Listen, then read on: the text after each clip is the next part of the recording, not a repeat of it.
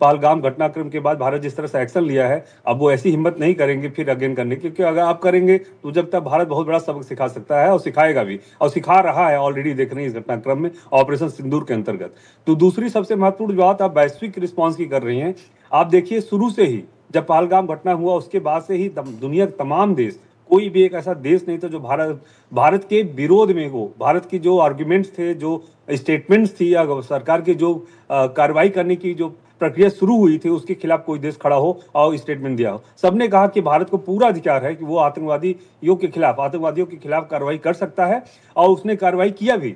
और कार्रवाई करने के बाद पूरे दुनिया के तमाम देशों ने, नेताओं ने यही बोला पाकिस्तान को अपने आप को रिस्ट्रेन करना चाहिए और किसी तरह से एस्केलेशन तरफ आगे नहीं बढ़ना चाहिए।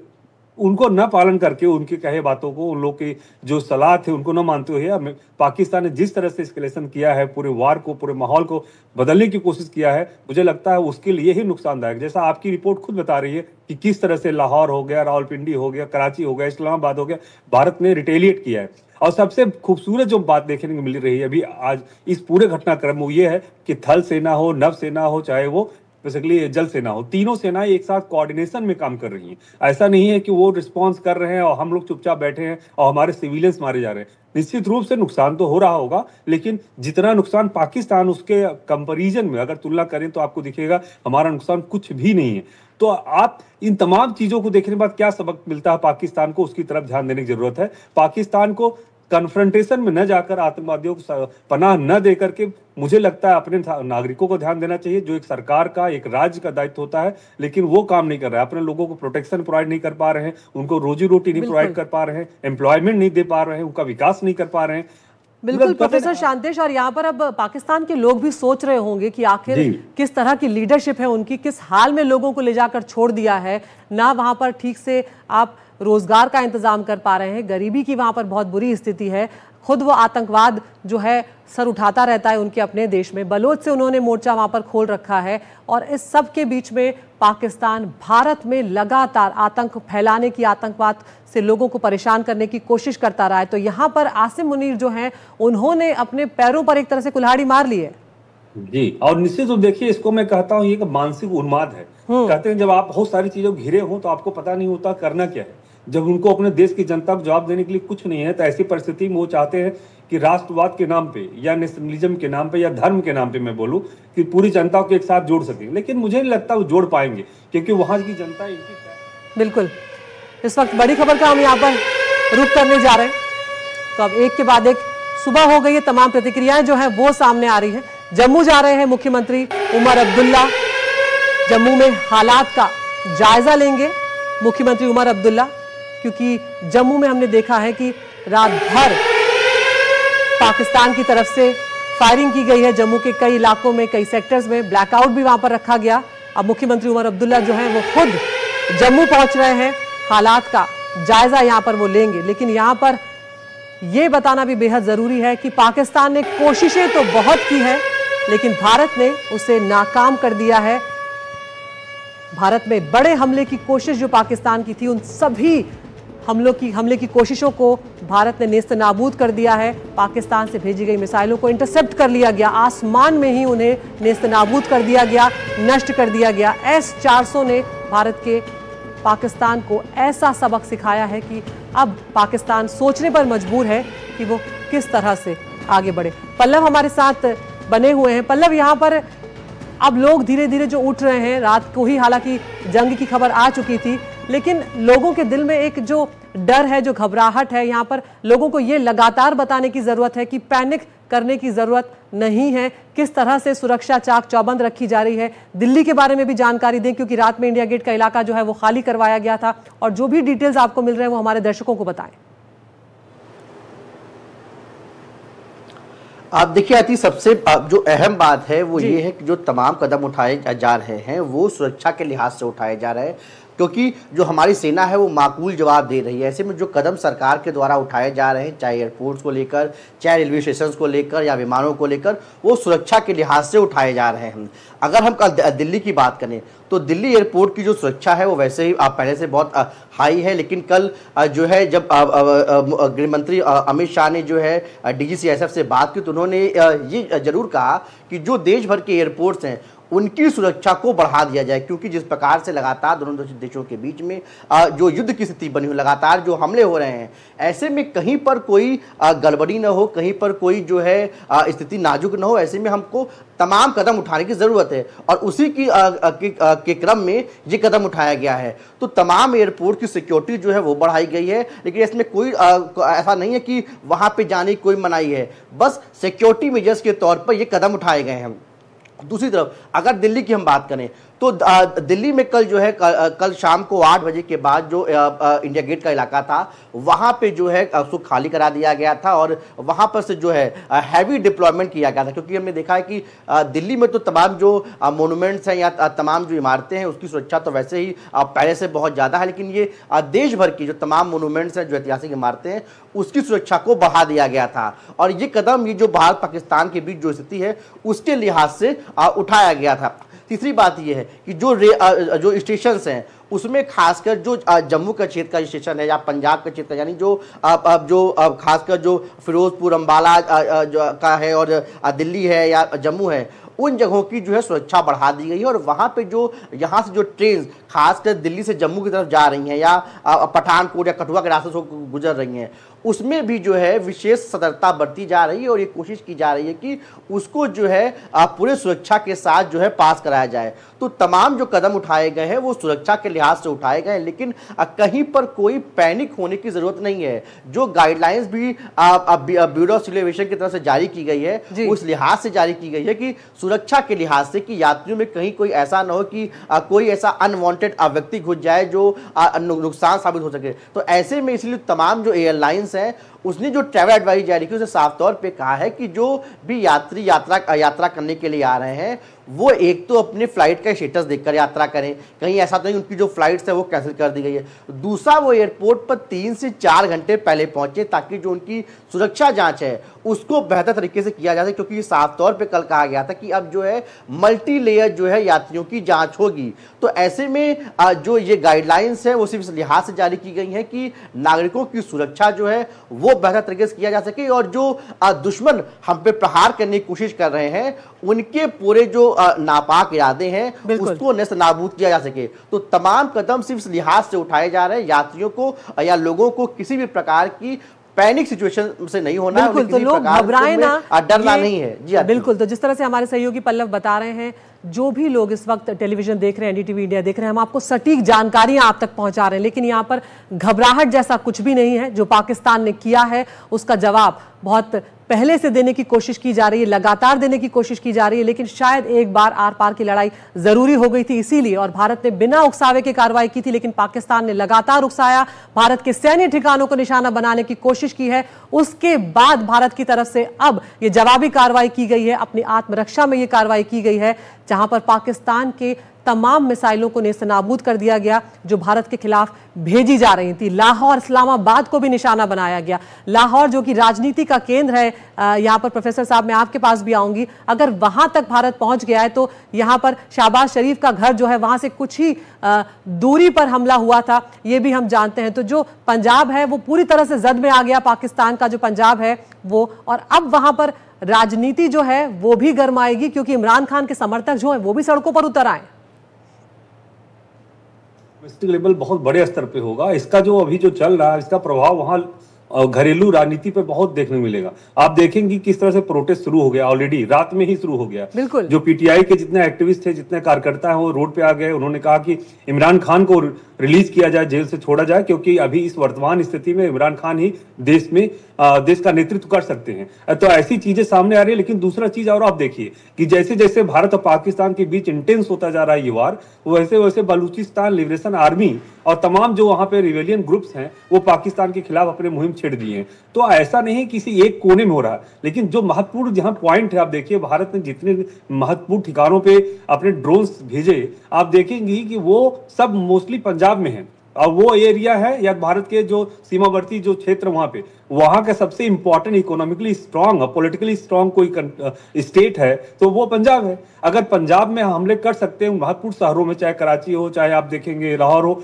तमाम जगहों पर हमले कर सकते हैं, तो आने वाले समय में हम पूरे पाकिस्तान में कहीं भी किसी कोने में हमला कर सकते हैं। कहने का मतलब वहां का कोई भी ऐसा क्षेत्र ऐसा नहीं है जो सुरक्षित है, जो भारत की सेना के इनिशिएटिव में या ऑपरेशन से बाहर है। आप कहने का मतलब भारतीय सेना कहीं भी अपने ऑपरेशंस को कंडक्ट करने में पूरी तरह से सफल है, जो हम करके दिखा भी दिए हैं। तो कहने का मतलब वहां के प्राइम मिनिस्टर के घर से 20 किलोमीटर अगर दूर हम बम ड्रॉप कर सकते हैं, तो हम ऐसे महत्वपूर्ण ठिकानों पे भी कर सकते हैं जहां महत्वपूर्ण व्यक्ति रह भी रहे हैं। तो ऐसा कहने का एक मैसेजिंग थी कि आप भारत से पंगे मत लो, क्योंकि ये नया भारत है, यहाँ पे हम दूसरे तरीके से सोचते हैं। हमारा लक्ष्य कहीं भी नहीं है कि वहां सिविलियन पे अटैक किया जाए, पॉलिटिकल लीडर्स पे अटैक किया जाए, या मिलिट्री जो स्टेब्लिशमेंट है उस पर अटैक किया जाए। लेकिन हाँ, अगर हमें आप प्रोवोक करेंगे, आप उस तरह की जगहों पर आप हमले करेंगे जहां नहीं करना चाहिए, जो सेंसिटिव है नेशनल सिक्योरिटी को लेके, तो भारत सरकार भी पीछे कदम नहीं हटाएगी। आप 10 मारेंगे तो हम 100 मारेंगे, यही हो रहा है। आप सीमा पे देखिए, फ्रंट खोल दिया। सबसे पहले पिछले 15 दिन लगातार वो शेलिंग कर रहे थे, वो अटैक कर रहे थे बॉर्डर पे, और तमाम सिविलियंस पे नुकसान पहुंचा रहे थे। भारत इग्नोर करता जा रहा था, समझाता जा रहा था आप प्रोवोक मत करिए, आपके लिए नुकसानदायक होगा, लेकिन माने नहीं। उसके बाद भी उन्होंने क्या किया, ड्रोन से अटैक करने की कोशिश किया, फिर मिसाइल से अटैक करने की कोशिश किया, और तमाम महत्वपूर्ण स्थानों पर, चाहे आप डिफेंस जो एस्टेब्लिशमेंट भारत के, उनको टारगेट बनाने की कोशिश किए। बाद में जैसा आप कर रहे हैं एयरपोर्ट और तमाम यूनिवर्सिटीज तक, जम्मू विश्वविद्यालय के पास वो अटैक करने की कोशिश कर रहे हैं जो शिक्षा का केंद्र होता है। तो आप समझिए उनकी सोच क्या है, उनके लिए क्या महत्वपूर्ण रखता है। उनके लिए महत्वपूर्ण रखता है कि आतंकवादियों को खुश करना है किसी भी कीमत पे, चाहे वहां की जनता के ऊपर कितने भी बम गिरे, वहां का पूरा देश डिस्ट्रॉय हो जाए, चाहे वो विनाश पर आगे बढ़ जाए। मैं कहता हूं ना, विनाश काले विपरीत बुद्धि। और जो बात यहाँ पर जेडी वेंस ने एक तरह से कही है प्रोफेसर शांतेश, कि भारत और पाकिस्तान को हम कंट्रोल नहीं कर सकते और हम उस तरह से बीच में नहीं पड़ेंगे, उसे किस तरह से देखा जाए? क्योंकि यहाँ पर हम जानते हैं कि अमेरिका और भारत की दोस्ती जो है पिछले 10 वर्षों में और ज़्यादा मजबूत हुई है। ट्रंप के सत्ता में आने के बाद प्रधानमंत्री नरेंद्र मोदी और ट्रंप की जो केमिस्ट्री है, जिस तरह की उनकी मित्रता है, जिस तरह की दोनों देशों की उनके आने के बाद मित्रता और बढ़ी है। कई सारे हमारे समझौते यहाँ पर हुए हैं और बेहतर हुई है स्थिति। ऐसे में अमेरिका, ये सब जानते हैं कि भारत का साथ देता हुआ ही नजर आएगा। जी, आप देखिए जेडी वेंस का दौरा भारत में होता है, उसी समय पहलगाम में आतंकवादी हमला होता है। तो ऐसा एक कोइंसिडेंस नहीं है।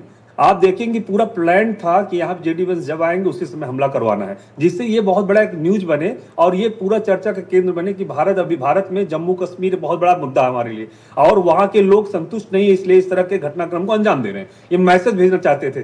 JD Vance with in few minutes tweet करते हैं कि भारत का पूरी तरह समर्थन करता है अमेरिका। इस तरह से अगर भारत आतंकवादियों के खिलाफ किसी तरह कदम उठाना चाहता है, उसके फेवर में है अमेरिका, उसके पक्ष में है अमेरिका, उसको सपोर्ट करेगा जिस तरह से सपोर्ट हो सकता है। आप देखिए, उसके बाद बार बार वो पाकिस्तान को बोल रहा है अमेरिका कि आपने आपको नियंत्रण रखो और साथ ही साथ पाकिस्तान ठिकानों के अगेंस्ट कार्रवाई करो और पाकिस्तान संगठनों पर बैन लगाओ, उनके खिलाफ कार्रवाई करके उनको अरेस्ट करो, न्यूट्रलाइज करने की कोशिश करो। लेकिन वो हो नहीं रहा है, ये अमेरिका भी जानता है। आप देखिए, ओसामा बिन लादेन जैसा व्यक्ति अमेरिका टारगेट करता कहाँ? बिल्कुल वो करता है पाकिस्तान। आऊंगी प्रोफेसर शांतेश, हमारे एक और संवाददाता के हम यहाँ पर रुक करने जा रहे हैं। हमारे सहयोगी गुरप्रीत चीना हमारे साथ जुड़ गए फिरोजपुर से। गुरप्रीत, इस वक्त क्या स्थिति है? क्योंकि रात जो है वो लोगों के मन में कहीं ना कहीं चिंता थी, जिस तरह से पाकिस्तान लगातार फायरिंग की कोशिश कर रहा था, हालांकि तमाम कोशिशें उसकी नाकाम हुई है। क्या डिटेल्स इस वक्त आपके पास है?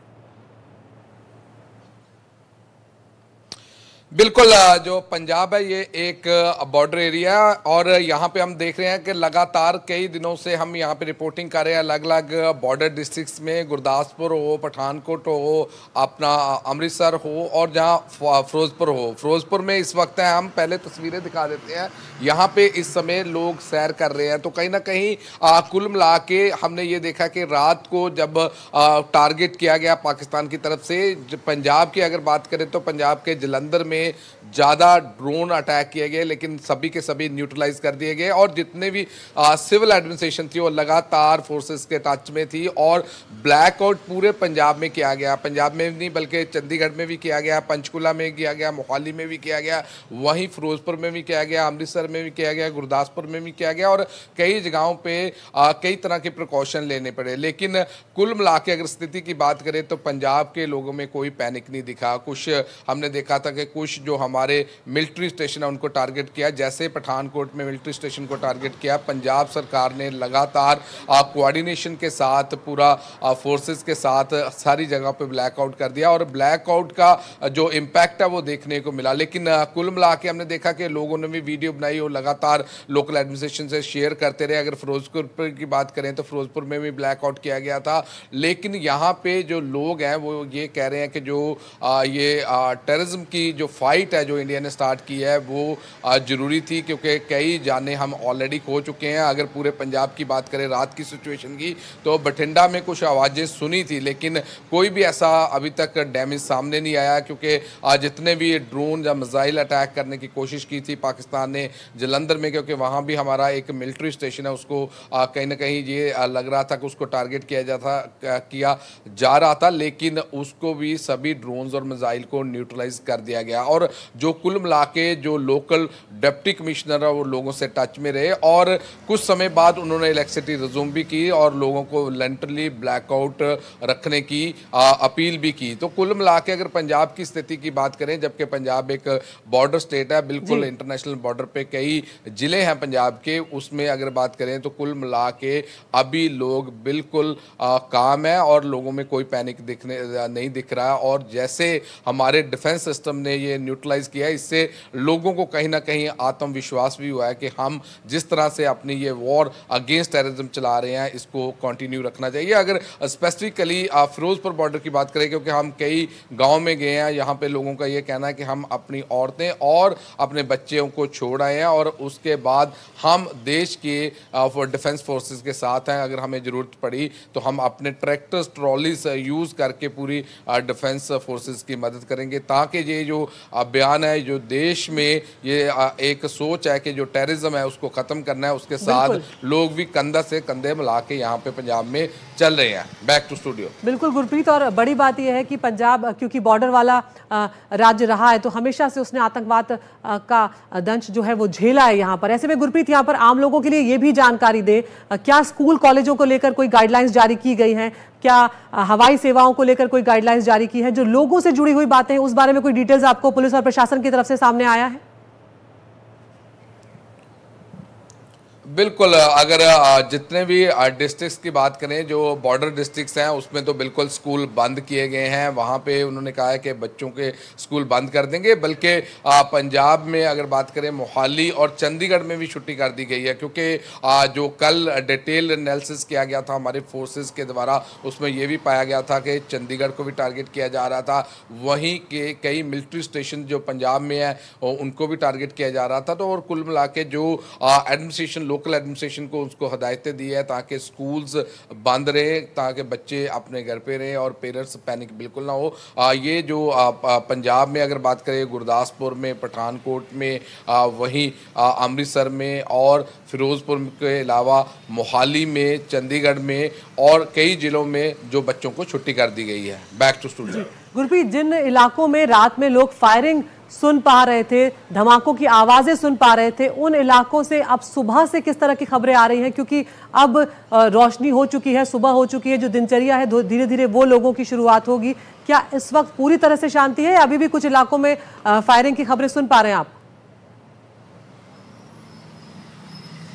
नहीं, देखिए, जिन इलाकों में रात को खबरें आ रही थी, कि जैसे कि मैं पंजाब की बात करूं तो पंजाब में हमने देखा कि ज़्यादातर कंसंट्रेशन जलंधर में देखी गई, बार बार वहां पे ड्रोन्स वहां पे गए, लेकिन सभी ड्रोन्स न्यूट्रलाइज किए गए। कुछ गुरदासपुर, क्योंकि सबसे पहले पठानकोट एयरबेस पे उन्होंने कोशिश की थी वहाँ मिलिट्री स्टेशन पे अटैक करने की, तो उसमें उनको नाकाम कर दिया गया था। उसके बाद कुछ आवाज़ें सुनी थी गुरदासपुर एरिया में, लेकिन अभी तक अगर पूरे पंजाब की बात करें तो कोई भी ऐसी वहाँ पे कोई टेंशन वाली बात नहीं है। और अगर दोबारा से मैं अपने कैमरामैन को कहूँगा, हम फिरोजपुर की बात करके यहाँ पे बिल्कुल शांति है और लोग अपने रूटीन की तरह यहाँ पे सैर कर रहे हैं, लोग आपस में मिलजुल रहे हैं। और यहाँ पे पार्क्स हैं, यहाँ पे हम देखा है कि वहाँ पे लोग लगातार इसकी बात जरूर कर रहे हैं कि जैसे हमने रात को बिल्कुल फिटिंग रिप्लाई दिया है पाकिस्तान को, और बार बार जब पाकिस्तान ने टारगेट करने की कोशिश की तो उसके बाद उनके सारी कोशिशें नाकाम की। ये देख सकते सकते हैं पुलिस वाले लगातार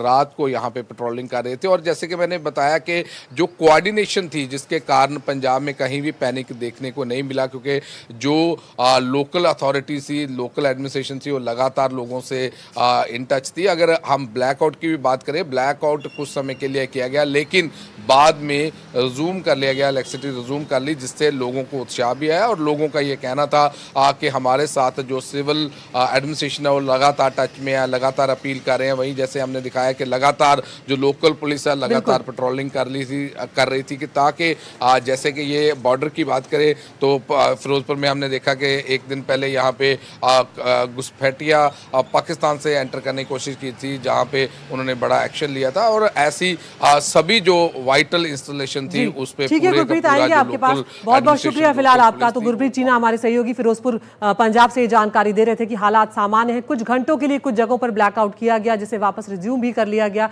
लोगों ने पालन किया। लोगों में कहीं ना कहीं एक एकजुटता है, लोगों के भीतर ये विश्वास है कि हमारी सेनाएं माकूल जवाब दे रही हैं। और जिस तरह से आतंकवाद को पाकिस्तान पनाह दे रहा है, लगातार भारत के खिलाफ उसका इस्तेमाल कर रहा है, लोग ये चाहते हैं कि ये जो मामला है पाकिस्तान का, इसे हमेशा के लिए ख़त्म हो जाए, ऐसा सबक सिखाया जाए कि पाकिस्तान दोबारा ऐसी हिमाकत ना करे। पाकिस्तान की ओर से लगातार लाइन ऑफ कंट्रोल पर, इंटरनेशनल बॉर्डर पर फायरिंग की जा रही है। LOC और IB पर कई घंटों तक ब्लैकआउट भी किया गया था एहतियातन, लेकिन अब स्थिति बेहतर है। अब सुबह का वक्त है यहाँ पर। साथ ही अगर बात करें तो पाकिस्तान में जो बलूचिस्तान है वहाँ पर भी हमला हुआ, 14 पाक सैनिकों की मौत हुई है। भारत ने लाहौर का एयर डिफेंस सिस्टम जो है वो उड़ा दिया, इस्लामाबाद के पास हमला किया गया। तो यहाँ पर भारत ने अपनी रेंज बता दी है पाकिस्तान को कि अगर आप हमारे आम नागरिकों को निशाना बनाएंगे तो हम आपके राजनीतिक ठिकानों को, जो आपकी राजनीति का केंद्र है, वहाँ तक पहुँच के आपको निशाना बना सकते हैं और आप पूरी तरह से भारत की मिसाइलों की जद में हैं। S-400 ने, उसकी तस्वीरें हम लगातार आपको दिखा रहे हैं, किस तरह से पाकिस्तान से भेजी गई मिसाइलों को नेस्तनाबूद कर दिया, नाकाम कर दिया। और इसके अलावा वैक्स जो सिस्टम है पाकिस्तान का, उसे भी नेस्तनाबूद कर दिया गया है। तो एक के बाद एक F-16 विमान जो है वो पाकिस्तान का मार गिराया गया। तो पाकिस्तान को यहाँ पर मुंह की खानी पड़ी है और ये एक बड़ी गलती की है पाकिस्तान ने, जो भारत के सैन्य ठिकानों को, आम नागरिकों को निशाना बनाने की कोशिश की है। हमारे साथ हमारे मेहमान यहाँ पर बने हुए हैं। प्रोफेसर, यहाँ पर जिस तरह से पाकिस्तान की, जैसे हमने बात की, बलूचिस्तान की तरफ से भी उसे लगातार यहाँ पर संघर्ष झेलना पड़ रहा है। अभी जो हमला हुआ है उसमें 14 पाक सैनिकों की मौत हुई है। ऐसे में ये कहीं ना कहीं पाकिस्तान के जो सैनिक हैं उनका भी मनोबल यहाँ पर गिरेगा, क्योंकि उन्हें पता है कि आसिम मुनीर जो है उन्होंने बहुत बड़ी गलती कर दी है इस तरह से शेर के मुंह में हाथ डाल के। निश्चित रूप से देखिए, पाकिस्तान घरेलू रूप से ही बहुत बुरी तरह से घिरा हुआ है, तमाम ऐसे संगठनों से जो उनकी सरकार की, उनकी सेना खिलाफ बहुत पिछले कई सालों से लड़ाई लड़ रहे हैं। लेकिन बलूचिस्तान लिबरेशन आर्मी जिस तरह से एग्रेसिवली पिछले कुछ महीनों से कह सकता हूं हमले कर रही है बेसिकली जो आर्मी पे, वो दर्शाता है कि वहां पे आर्मी का होल्ड खत्म हो चुका है। अगर बलूचिस्तान बात करूं तो आप, लेकिन देखिए वहां पे चाइना का बहुत बड़ा एक प्रोजेक्ट है, स्टेक इन्वॉल्व है। मुझे लगता है यही बहुत बड़ा कारण है जिसके कारण से पाकिस्तानी आर्मी वहां पे ज्यादा आर्मी मेंस का डिप्लॉयमेंट करती है। लेकिन और दूसरा कोई कारण नहीं है, बलूचिस्तान लिबरेशन आर्मी ऑलमोस्ट पूरे ही प्रांत में अपना मजबूत जो सिस्टम है खड़ा कर चुका है और बार बार कहता है कि बलूचिस्तान लिबरेशन आर्मी कहता है कि बलूचिस्तान एक आजाद मुल्क बनना चाहिए और उसके लिए दुनिया के तमाम देश उसको बैक कर रहे हैं। और बैक करने वाले देशों का नाम नहीं बताता है, लेकिन वो बार बार बोलता है हमें लोग बैक कर रहे हैं, हमें आज़ादी चाहिए। क्योंकि जो पंजाब है, बार बार बोलता है पंजाब इसको एक रिसोर्स की तरह एक्सप्लॉइट कर रहा है, जहां पे विकास तो कुछ, विकास के नाम पे कुछ नहीं हो रहा है। बलूचिस्तान पूरे रीजन में आप देखेंगे करीब पाकिस्तान का 43% भूमि जो आती है, लैंड मैं कह रहा हूं वहां आती है, उसके और रिसोर्सेस भी आप नेचुरल रिसोर्सेज देख लीजिए वहां का, या फिर जो मटेरियल जो अवेलेबल है, बेसिकली मेटल्स जो अवेलेबल है वहां पे, आप उन चीजों को देख लीजिए। बलूचिस्तान बहुत रिच है, उसके बावजूद पूरा डेवलपमेंट कहाँ होता है, एक पार्टिकुलर प्रांत में, वो है पंजाब। पंजाब में पूरा इन्वेस्टमेंट होता है क्योंकि ये वही मुल्क, वही प्रांत है पंजाब पाकिस्तान का जो राजनीतिक रूप से डोमिनेंट है बेसिकली। और राजनीतिक रूप से डोमिनेंट नहीं है, इवन आर्मी में भी जितने बड़े ऑफिसर्स हैं पंजाब से आते हैं। तमाम परिस्थितियों में आप देखेंगे तो बलूचिस्तान की जनता पाकिस्तान सरकार के साथ किसी तरह से खुश नहीं है और इसीलिए लगातार वो हमले को अंजाम दे रहे हैं। और बलूचिस्तान रीजन में पिछले आप देखिए, ऐसा नहीं अभी आज पहली घटना है कि 14 लोग को मार दिए, वहां ट्रेन में आप देखिए किस तरह से उन्होंने अटैक किया। उसके बावजूद भी लगातार ही न्यूज आ रहा, कभी 8 लोगों को, कभी 10 लोगों को, कभी 15 लोगों को डेली मार रहे हैं, न्यूट्रलाइज कर रहे हैं वहां पे आर्मी मेंस को। तो कहने का मतलब उनका टारगेट आर्मी मेंस है, क्योंकि उनके हिसाब से ये है, ये खुद एक आतंकवादी है। क्योंकि ये आर्मी मेन जो है तालिबानी संगठन हो गया, चाहे वो टेररिस्ट ऑर्गेनाइजेशन हो गया, चाहे फंडामेंटलिस्ट हो गए, सबको पनाह देता है, प्रोटेक्शन देता है, ट्रेनिंग देता है। इसलिए वो पूरी लड़ाई उनके खिलाफ जारी कर रहे हैं। जी बिल्कुल, बहुत बहुत शुक्रिया प्रोफेसर विंतेश साहब यहाँ पर आपका, आप हमसे जुड़े और आपने ये तमाम जानकारियां साझा की हैं। तो भारत ने पाकिस्तान के हमलों को विफल कर दिया है। जबरदस्त काउंटर अटैक जो है वो भारत की तरफ से किया गया है। जम्मू कश्मीर, राजस्थान और पंजाब पर ड्रोन मिसाइल से जो हमला करने की कोशिश की गई थी पाकिस्तान की तरफ से, S-400 ने उन तमाम हमलों को नाकाम कर दिया है। तो पाकिस्तान ने जो भी हिमाकत की है, भारत ने उसका मुंह तोड़ जवाब दिया है। अपडेट्स आपको लगातार हम बताते चल रहे हैं। पुंछ, कुपवाड़ा, अखनूर, उरी जो सेक्टर्स हैं वहां पर भारी फायरिंग पाकिस्तान की तरफ से की जा रही है। अरब सागर में नौसेना जो है, भारतीय नौसेना जो नेवी है, उसने अपना ऑपरेशन शुरू कर दिया है। पाकिस्तान के बहावल नगर में ड्रोन हमला जो है वो भारत की तरफ से किया गया है। इसके अलावा जो यूएस से पाकिस्तान ने लिया था F-16 विमान, जिसको लेकर वो बहुत गर्व महसूस करता था, भारत ने वो F-16 विमान भी मार गिराया है। भारत ने पाकिस्तान का अवाक सिस्टम जो है उसको नेस्त नाबूद कर दिया है। इतना ही नहीं, जो बॉर्डर के इलाकों हैं वहां पर पाकिस्तान जो कोशिश कर रहा था, वहां पर भी सुरक्षित इलाकों में लोगों को ले जाया गया है, बंकरों में शिफ्ट कर दिया गया है लोगों को। अब यहाँ पर अमेरिकी उपराष्ट्रपति जो हैं उनका ये कहना है कि उम्मीद है परमाणु युद्ध नहीं होगा। तुर्की के राष्ट्रपति कह रहे हैं कि अगर बढ़ती लड़ाई होगी तो उसे लेकर हम चिंतित हो रहे हैं, लड़ाई ना बढ़े ये बेहतर होगा। भारत ने कभी नहीं चाहा कि ये लड़ाई हो, युद्ध के समर्थन में भारत कभी नहीं रहा, लेकिन जब भारत के संयम की यहाँ पर परीक्षा ली गई है, धैर्य का जब इम्तिहान यहाँ पर लिया गया है, तो ये जवाब देना ज़रूरी हो गया था।